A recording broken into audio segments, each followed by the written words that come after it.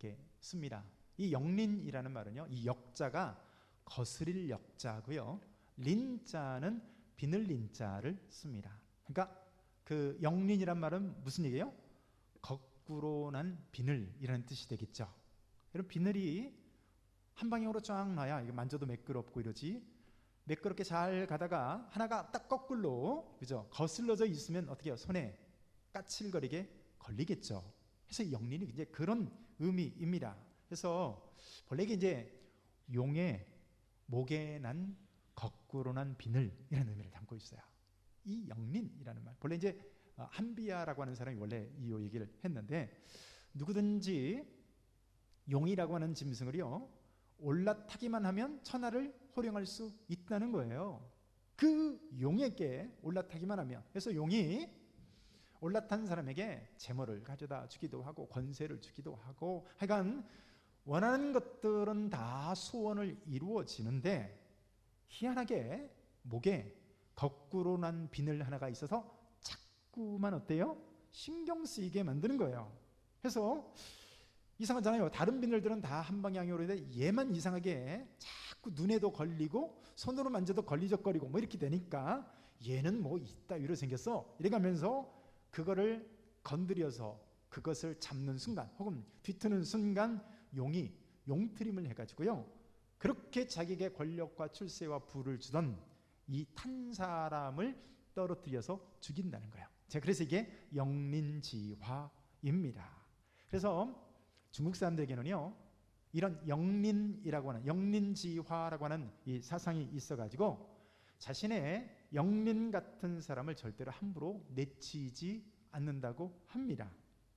천하 없는 임금이랄지라도요 꼭 영린 같은 사람이 있을까요, 없을까요? 여러분, 대신들이, 신하들이 쫙 밑에 있습니다. 내가 왕이에요. 밑에 쫙 있는데 다들 뭐라고 말하냐면 전하 성은이 망극하옵나이다 이러는데, 다 그렇게 하는데 그 중에서 꼭 하나 손들고 전하 아니되올 말씀이 없나이다 이런 사람이 있어요, 없어요? 꼭 그런 사람이 있거든요. 이런 사람이 어때요? 영린이라는 거예요. 근데 아무리 그래도 그런 영린 같은 사람을 쳐내버리면 어때요? 오히려 내가 가진 것들을 다 잃어버리게 된다, 요 얘기입니다. 조선시대에 중종 같은 사람이요, 바른 말을 해주던 이 조광조 같은 충신을 죽이고 나서 평생을 후회했다고 하잖아요.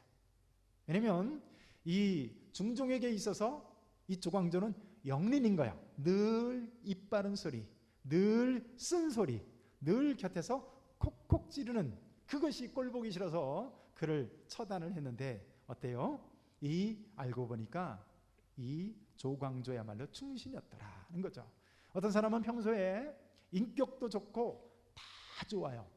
근데 누군가가 자존심이라고 하는 영린을 딱 건드리는 순간 참 이성을 잃어버리는 사람들이 있습니다. 자, 이 사람에게 있어서 영린은 뭐예요? 바로 자존심이라는 거예요.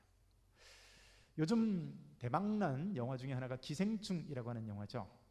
이 아버지 이 송강호라고 하는 사람이 이제 뭐 참 영화 보면 참 작품성 있는 영화이긴 합니다. 근데 주인집에 기생해서 들어가서 아무튼 잘 자신을 이렇게 컨트롤해가면서 이렇게 이득을 취하고 있는데, 주인집 가장이었던 이선균이 하루는 무심코 한 말이에요. 무심코 한 말. 뭐라고 말해요? 가난한 것들에게는 특유의 이상한 냄새가 있어. 요 얘기를 하는 순간 그동안 잘 참고 잘 컨트롤하고 자신을 죽이고 그래서 어떤 취직도 해가지고 돈 벌어먹고 살고 있었는데, 가난한 것들에게는 특유의 이상한 냄새가 있다니까, 요 말에요 어때요? 이성을 잃고 칼을 빼들고 달려들어서 그 이선균, 그 주인집 가장을 돌진해 살해하고 맙니다.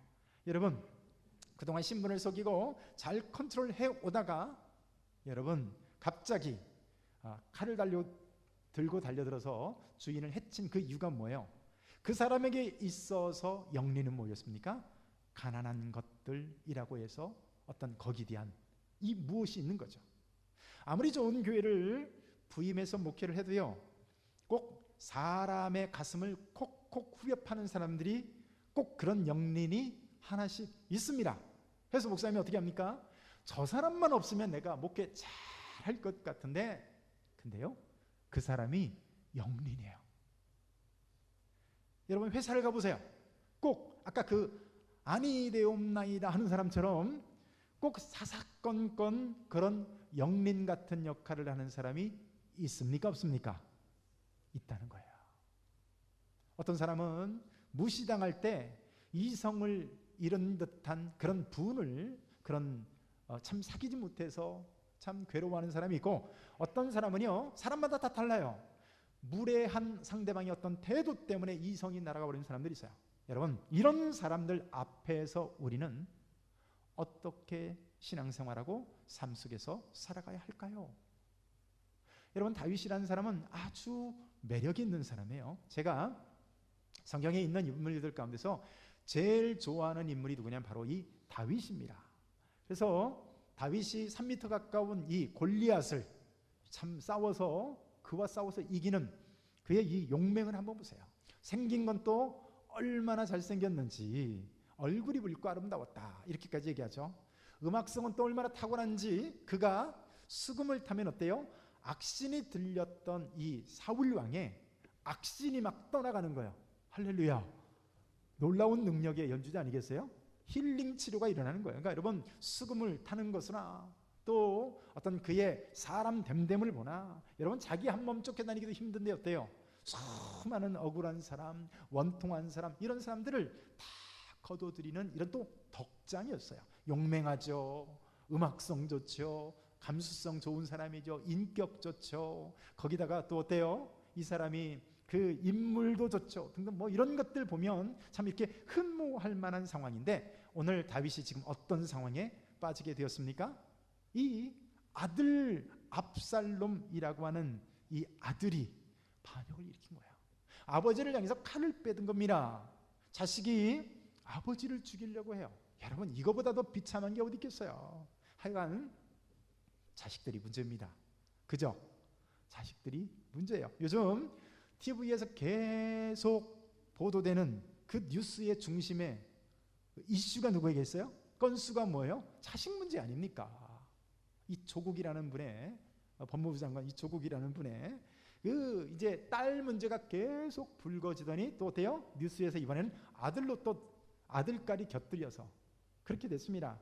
뭐 또 이제 야당의 한 뭐 이렇게 의원, 그러니까 김성태 의원이나 나경원이란 사람, 뭐 장제원 의원 등등 다 지금 무슨 문제로 지금 이렇게 골머리를 앓고 있죠?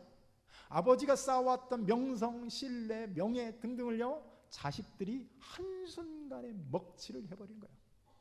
뭐 장제원 같은 분들은 자식이 잘못된 거 부모가 책임져야 되지 않겠습니까? 큰 소리를 쳤는데 그 다음날 보니까 자기 자식이 똑같은 문제로 이제 뉴스에 올라오더라는 거죠. 여러분, 천안에서 큰 목회를 하시는 이제 그러니까 교회가 크다는 얘기죠. 큰 교회를 다니면서 목회하시는 목사님이 계셨어요. 그 목사님이 그런 얘기를 하면서 참 한탄해하는 것을 제가 봤는데요. 이 사모님하고 목사님하고 이 금술이 좋아서 참 부부싸움이라는 것을 안 하고 산대요. 참 저는 참 연구 대상인 것 같죠? 어쩌면 그럴 수 있을까 싶은데, 한 번도 부부싸움을 안 하는데 가끔 얼굴이 붉어지고 이렇게 갈등이 되는 거 가지고 이렇게 이제 말싸움까지는 아니지만 서로 이렇게 갈등을 겪을 때가 누구냐? 항상 보면 거의 100% 누구 문제일까요? 자식 문제예요. 자식 문제. 여러분, 자식이 아니라 왼수죠. 여러분들의 소원대로 왼수죠. 오늘 다윗에게 있어서 이 자식이 아니라 왼수입니다. 여러분, 자식들, 그러니까 다윗의 자녀들이 한 사람도 자녀다운 그런 자녀가 없는 거예요. 여러분, 결국 이 아들 압살롬의 반역으로 인해 가지고 한밤중에 신발도 제대로 못 신어보고 속옷 차림으로 도망을 치고 있는 이런 상황이에요. 그 얼마나 비참하고 참담한 심정입니까? 그렇게 울면서 도망을 치는데, 여러분, 우리 16장 5절과 6절을 함께 한번 읽습니다. 시작. 다윗 왕이 바울임의 이름에, 거기서 사울의 친족 한 사람이 나오니 게라의 아들이요 이름은 시므이다.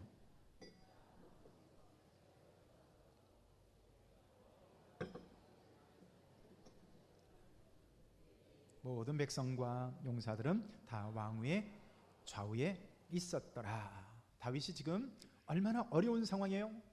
근데 지금 어려운 상황에서도 자신을 따르는 사람들이 지금 어때요? 다윗을 다 지켜보고 있는 상황이에요. 자식이 반기를 들었어요. 여러분 어디 가서 하소연을 하겠습니까? 망신도 이런 망신이 있어요. 제일 망신 중에 어떤 망신이 제일 망신입니까? 집안 망신 아니겠어요? 근데 그런 시점에 다윗의 가장 아픈 그 영린을 꼬집는 사람이 있었으니 그가 바로 시므이라고 하는 사람입니다. 자, 본문은요, 그가 사울 족속이다라고 말해요. 한마디로 사울가의 사람이란 얘기죠. 자, 이 사람은 시므이가 이렇게 보게 되면 이 시므이라고 하는 사람은요, 굉장한 힘과 영향력을 지닌 사람입니다. 자, 19장을 보면 시므이가 자신의 잘못을 뉘우치면서 다윗 왕에게 나와서 사죄하러 나오는데요. 여러분 이때 1,000명을 이끌고 나옵니다. 여러분 생각해 보세요.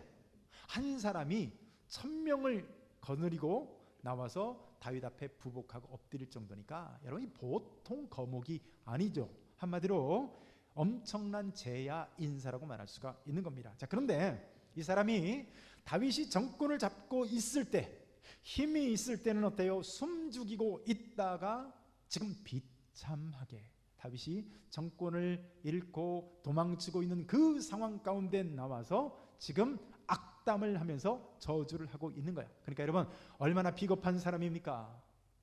여러분 쥐도 어때요? 도망칠 곳을 열어두고 몰라고 하잖아요. 그런데 가장 상처 가운데 있는 그 사람을 향해서 오늘 돌팔매질을 하면서 저주하고 있는 이게 사람이 누구예요? 바로 시므이라고 하는 사람입니다. 여러분 내가요 행복할 때, 내가 잘 나갈 때 어떤 사람이 나에게 비난을 하잖아요.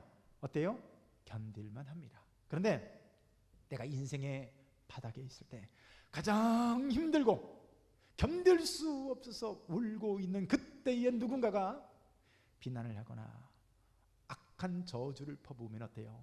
정말 견디기 힘든 거 아니겠어요? 그가 사울 집안 사람이라고 말하는데 어쩌면 다윗은 그래서 더 큰 아픔을 느꼈을지 모릅니다. 사울이 다윗이 공경에 처했을 때 얼마나 마치 꿩 사냥하듯이 다윗을 괴롭히고 또 괴롭혔습니까? 오늘 시므이가요 다윗을 향해 어떻게 저주를 합니까? 제가요 이것을 조금 여러분들이 쉽게 이해할 수 있도록 공동 번역으로 그렇게 해석된 것을 읽어보도록 하겠습니다. 이런 말로 다윗을 욕하는 것이었다. 꺼져라 이 살인자야, 꺼져라 이 불안당 같은 놈아, 사울 일족을 죽이고 나라를 빼앗은 놈, 그 원수를 갚으시려고 이제 여호와께서 이 나라를 내 손에서 빼앗아 내 아들 압살롬의 손에 넘겨준 것이다. 이 살인자야, 네가 이제 죄 없는 사람 죽인 죄를 받는 줄이나 알아라. 이제 좀 느껴지시죠? 얼마나 독한 말로 저주를 퍼붓는지 좀 느끼시지 않습니까? 야, 여러분 뭐야? 지금 다윗을 향해 돌을 집어 던지면서요 그렇게 저주를 퍼붓고 있는 거예요. 자, 지금 아래 수하들이 다 보고 있는 가운데서 다윗이 이 말을 듣는다고 생각해 보세요. 여러분 제가 어떤 사람이 개인적으로 조용히 찾아와서 이런 얘기를 해도 감당이 잘 안 되는데 이렇게 사람들이 전교인들이 보고 있는데 어때요?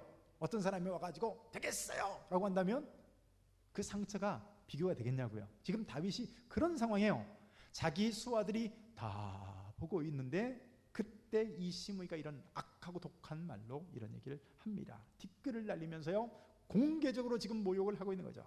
다윗의 심정이 어떻겠습니까? 또 여러분 한두 번 끝내고 마는 것이 아니라 5절을 보니까 계속해서 저주했다고 하죠. 13절을 보니까 거기서도 계속 따라가면서 저주를 하고 티끌을 날리고 돌을 집어 던지면서 그렇게 계속 저주를 퍼붓고 있는 거예요. 여러분 이 다윗에게 얼마나 큰 상처냐고 이게. 사실 압살롬이 반기를 들었어도 다윗이요 그동안 그럭저럭 잘 대처해오고 있는 상황이에요. 잘 한마디로 버텨주고 있는 상황인데 근데 그런 상황에서 힘겹게 버텨오고 있는데 이런 시므이의 말을 들었다면 여러분 어떻게 해요? 다윗이 어떤 면에서 일시에 무너질 수도 있는 상황이다 이겁니다. 여러분 많은 연예인들이 참 여러 어려움 가운데서 잘 버텨오다가도요, 어떤 댓글 하나에 사람이 목숨을 끊는 경우도 있어요.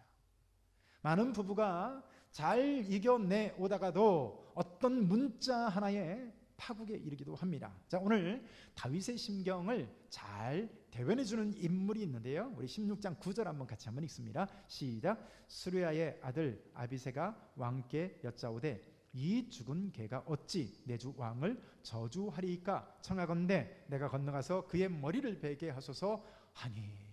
여러분, 아비새라는 사람이거든요. 다윗의 수하 중에 아비새라는 사람인데, 이 아비새가요, 이 시므이의 자신의 주군이었던 다윗을 향해서 이 저주하는 이 말을 듣는 순간 아비새의 머릿속에서요, 이성의 끈이 뚝 하고 끊어진 거예요. 그래서 뭐라고 말합니까? 이 죽은 개 같은 자가, 이렇게 나오는 거죠. 사실 이 심정은 본래 누구의 심정이에요? 다윗의 심정인 거죠. 여러분들이라면 이런 상황 가운데서 어떤 태도를 취하시겠냐는 거예요. 이 최후의 영린을 거스린 바로 이 시므이 같은 사람을요, 여러분들의 사는 가운데서, 신앙생활하는 가운데서, 가정에서, 직장에서, 여러분들의 모든 공동체 가운데서 어떻게 하시겠습니까? 자, 오늘 다윗의 태도를 한번 보세요. 아까 아비새가 참지 못하고 이성을 잃고 흥분할 때 뭐라고 말해요? 9절을 보니까요, 이 죽은 개가 어찌 내 주 왕을 저주하리까 청하건대 내가 건너가서 그의 머리를 베게 하소서 하니. 보세요, 내가 지금 당장 건너가서 저자의 머리를 취하겠나이다. 그러니까 다윗이 아직 힘이 있어요, 없어요? 힘이 있잖아요, 그죠? 당장 건너가서 이 시므이 하나에 목 취하는 건요, 아무것도 아니었습니다. 여러분, 식은 죽 먹기죠. 우리가 흔히 겸손이란 말을 쓰지만요, 여러분, 언제 그 사람을 향해서 겸손하다고 말을 할까요? 보니까 원래 힘이 없어요. 또 원래 신분이 낮아요. 자, 이 사람은 겸손한 사람입니까? 아니면 원래 밑바닥입니까? 이건 겸손한 게 아니에요. 여러분, 겸손한 건 뭐예요? 힘이 있고 당장 달려들어서 내가 뭔가를 처치할 수 있고 뭔가 어떤 행동을 취할 수 있는데, 거기서 자기의 기득권을 내려놓거나 어때요? 자기의 힘을 과시하지 않고 조용히 겸비한 자세를 취하는 것을 우리는 흔히 겸손하다라고 말을 합니다. 또 그러니까 이 시므이의 저주는요, 다윗의 영린이었지만 다윗이 요즘 어떻게 하고 있다고요? 그것을 겸손한 자세로 취하고 있는데, 시므이의 이 저주의 근거도 한번 보세요. 7절과 8절을 보면 사울 족속의 모든 피를 네가 흘렸다, 이렇게 말을 해요. 그런데 다윗은요, 한 번도 이 사울 일가의, 사울 가문의 피를 흘린 적이 없어요. 취한 적이 없어요.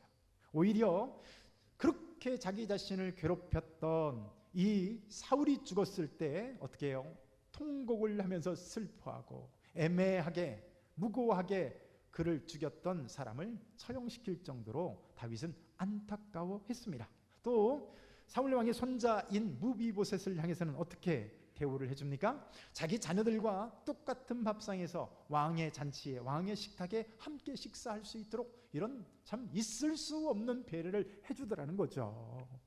여러분, 사울의 남은 자들이 죽게 된 것은요, 다윗 때문이 아니라 어떻게 해요?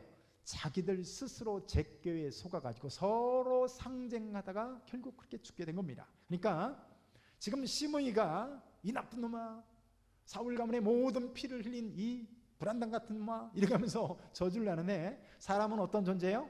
자기 보고 싶은 대로 보는 존재예요. 자기 생각하는 대로 생각하는 존재가 바로 사람인 것이죠. 시므이가 꼭 그런 사람이에요. 자기 보고 싶은 대로 보고 듣고 싶은 대로 듣는 사람들입니다. 근거가 있는 얘기를 해도 우리 사람들 참 견디기 힘들죠, 맞죠? 여러분 보세요. 어떤 사람이 머리가 이렇게 훌러덩 벗겨졌어요. 근데 찾아와서 대머리, 그럼 기분이 좋아요, 나빠요? 사실대로 말하는데 왜 기분이 나쁩니까? 우리는 그런 존재예요. 기분이 사실대로 말해도 견디기 힘든데, 전혀 근거 없는 얘기를 할 때 사람은 어때요? 발끈하게 되어 있는 거죠. 신약성경에 있는 세례 요한을 한번 보세요. 여러분, 헤롯 왕이 무슨 짓을 합니까? 왕이라는 사람이요, 자기 권력을 이용해 가지고 자기 동생의 아내를 빼앗아갑니다. 잘못했죠? 잘못했죠? 반응을 좀 해보세요. 잘못했죠? 네. 그러니까 객관적으로 잘못한 이것을 세례 요한이 찾아가서 당신 그러면 안 됩니다, 틀렸습니다 라고 얘기했어요. 근데 헤롯이 어떻게 합니까? 이 세례 요한을요 감옥 속에다가 하옥시켜버리고 마는 거죠. 근데 다윗 입장에서 보면 옳은 걸 바른 지적을 해도 견디기 힘들 판인데, 지금 시므이는 사실 묵은 전혀 근거 없는 얘기를 하는데, 여러분 그때 여러분들 같으면 어떻게 하겠어요? 내려보세요. 오늘 다윗의 한번 태도를 한번 보세요. 우리 16장 10절입니다. 함께 한번 읽습니다. 시작. 왕이 이르되 스루의 아이의 아들들아, 내가 너희와 무슨 상관이 있느냐? 그가 저주하는 것은 여호와께서 그에게 다윗을 저주하라 하시미니 내가 어찌 그리하였느냐 할 자가 누구겠느냐 하고. 그렇습니다. 이게 다윗의 지금 반응이고 태도인 거예요. 여호와께서 그에게 다윗을 저주하라 하신 것인 줄 어떻게 알겠느냐? 화내지 말아라는 거예요. 11절 하반절에도 보면요, 여호와께서 그에게 명령하신 것이니 그가 저주하게 버려두라 이렇게 말하는 거예요. 지금 다윗은 시므이가 하고 있는 이 모든 독한 말들을요 어떻게 보는 거예요? 하나님의 메시지로 받아들이고 있는 겁니다. 어떤 장로님이 목사님의 마음을 너무 아프게 해요. 반대로 어떤 목사님이 어떤 장로님의 마음을 너무 아프게 해요. 그때 일반적인 사람들은 어떤 반응을 취합니까? 매야 그래가면서 발끈하는데, 그것을 어떻게 해요? 신앙적으로 받아들이는 사람들이 있더라는 겁니다. 할렐루야. 하나님께서 나로 하여금 저 장로의 입을 통해서 지금 깨어서 기도하라고 하는구나, 이렇게 반응하는 거예요. 일반적으로 뭐가 어쩌고 어째요, 내가 언제 그랬습니까, 이렇게 나올 수도 있는데, 그때 신앙적으로 받아들인 거예요. 목사님이 어떻게 나한테 이럴 수가 있습니까가 아니라 하나님이 내게 말씀하시는구나, 혹은 억울한 소리라 할지라도 하나님이 내게 말씀하실 수 있다는 차원에서 내 자신을 돌아보고 신앙을 점검하고 어떻게 해요? 최소한 기도로 나가서 하나님 앞에 엎드리는 사람, 여러분 이런 사람이 오늘 다윗과 같은 사람이에요. 단순히 어떤 보여지는 그것만으로 현상을 해석하는 것이 아니라 그 이면에 있는 영적인 것으로 보려고 하는 사람, 여러분 이런 사람들이 복된 사람인 줄로 믿습니다. 시므이는 다윗에게 있어서 영민 같은 사람이었어요. 당장 가서 쳐 죽이고 싶게 하는 사람, 이게 바로 영른이라고요. 시므이는 바로 다윗의 그런 영민 같은 사람이죠. 부하 장수가 그러잖아요. 당장 가서 쳐 죽이게 하소서. 여러분들에게 이런 영린이 없습니까? 직원 중에서도 꼭 쓴소리에서 속을 뒤집어 놓는 사람 있죠. 제가 아는 목사님이 한 분 계신데요, 아주 목사님이 똑똑하신 분이에요. 근데 똑똑해가지고 틀린 얘기는 안 하는데, 여러분 들으면 들을수록 열받게 하는 사람이 있죠. 이 목사님이 제 친구인데 약간 그런 스타일인 거야. 그래서 장로님들과의 관계가, 이게 이제 장로님들이 이제 그 목사님하고 대화를 하면 목사님이 똑똑하고 말을 잘하니까 두서없이 쫙 전하니까 그 앞에서는 맞는 말을 하니까 듣고 그런가 보다 하고 수긍하고 들어오는데 집에 와서는 열받아서 잠을 못 잔대요. 여러분 이런 게 바로 영린 같은 사람인 거죠. 여러분들의 구역에서도 꼭 그렇게 아픈 것을 건드리는 사람 있습니까? 없습니까? 있어요. 한마디를 해도 가슴을 콱 속을 뒤집는 사람이 있고, 꼭 이빨인 소리를 해가지고 속을 뒤집는 사람, 그런 사람들이 곁에 여러분들 있지 않습니까? 교회 봉사하는 곳에도 마찬가지예요. 다 함께 봉사를 하는데 다른 사람들에게는 전혀 문제가 안 돼요. 그런데 희한하게 그 사람이 나하고만 만나면 어때요? 내 속이 뒤집어지는 거야. 그럼 그 사람은 나에게 어떤 사람이에요? 바로 영린 같은 사람인 거예요. 여러분 그런 영린이 종종 나에게, 이 시므이 같은 사람들이 내 곁에 있는데요, 여러분 이게요 사람마다 다 다릅니다. 어떤 사람은 다른 건 아무렇지 않은데 희한하게 누가 나에게 인사를 안 하고 지나갔어요. 여기 앞에 견딜 수 없는 분노를 느끼고, 저 사람이 나한테 이럴 수가 있어? 지가 나를 무시해? 뭐 등등 막 견딜 수 없이 화가 폭발하는 거예요. 그러면 어때요? 이 사람은요 인사라고 하는 것이 그 사람의 영린인 거죠. 전에 섬겼던 한 집사님이 그런 얘기를 하더라고요. 목사님, 저는요 땅 건물 놔도요 싸가지 없는 꼴을 못 봅니다. 예, 이 사람은 인격도 좋고 다 좋은데 다 넘어갈 수 있는데 어떤 사람이 저 사람 싸가지 없는 그런 거 있잖아요. 이런 거는 자기는 죽어도 그 꼴을 못 본다는 거예요. 그 사람에게서 영리는 뭐예요? 싸가지입니다. 여러분, 그런데 그 영리를 잘못 건드리면 어떻게 된다고요? 타고 있던 용에서 떨어진다고요. 목사님이 다른 건 다 좋고 설교도 잘하고 인격도 좋은데 자존심이라고는 영린이 있어요. 그래서 교인들에게 버럭버럭 화를 잘 냅니다. 그런데 여러분 있잖아요. 그것 때문에 타고 있던 용에서 떨어지게 돼요. 그게 영린이라는 거예요. 나에게 영린이 있다면 그것을 어떻게 해야 될까요? 그것을 기도하는 마음으로 오늘 다윗이 시므이의 모든 말을, 그 영린을 믿음으로 해석하고 받아들이듯이요, 여러분 받아들여야 합니다. 여러분 오늘 다윗을 보세요. 당장 가서 시므이를 쳐 죽이면요 아마 속이 후련했을 거예요. 근데 다음날 신문 일간지에 어떻게 실렸을까요? 다윗 한강에서 뺨 맞고 종로 가서 화풀이하다, 아마 이렇게 떴을 거예요. 그런 거라고요. 그런데 여러분 오늘 다윗이 시므이를 용서합니다. 하나님의 메시지, 신앙적인 측면으로 해석을 하면서 인간적으로 내가 해결하려 들지 않고 어떻게 해요? 하나님께 맡긴 줄로 믿습니다. 그래서 이 다윗의 용서가요 급속도로 이스라엘 민심 가운데로 퍼져갑니다. 그래서 이게 나중에 그가 복위할 때요, 이게 여론과 민심에 큰 도움을 갖게 되는 거예요. 정치적 측면으로 보면 이 다윗의 행동은요 한마디로 정치 구단만이 할 수 있는 겁니다. 여러분 당장 가서 쳐 죽이는 사람은요 하수 중에 하수입니다. 그래서 여러분 예수님께서도 어떻게 말씀하신지 아십니까? 예수님, 저 말이요 걸리적거리는 저것들 가서 다 뽑아버릴까요? 예수님 어떻게 말씀하세요? 가만둬라. 가라지를 뽑다가 알곡까지 뽑을 수 있다. 둘 다 추수 때까지 함께 자라게 해라는 거예요. 여러분 영리는 뽑는 게 아닙니다. 그 영리를 뽑잖아요. 세계가 올라옵니다. 그러니까 그 영린이 나를 따갑게 하고 늘 이빠른 소리하고 쓴소리하는 그 사람이요, 여러분 잘 기억하시기 바랍니다. 내 인생의 안전벨트예요. 그 영린 같은 사람 때문에 내가 한 번이라도 하나님께 더 매달리고 한 번 더 나를 살피게 되는 거예요. 그게 없으면 정말 좋을 것 같지만요, 내 마음대로 다 할 수 있는 것 같지만 사실 그것만큼 위험한 게 없는 거예요. 바로 그 안전벨트 없는, 다시 말해서 내 주위에 영린이 없는 그것 때문에요 내가 하루아침에 몰락할 수 있다는 사실을 여러분들 아십니까? 그런데 내 옆에서 가끔가다 영린 같은 역할을 하는 그 사람이 잽을 날려서 나로 하여금 내 위치를 찾게 만들더라는 겁니다. 여러분 다윗은 이 시므이의 사건을 신앙적으로 이해를 합니다.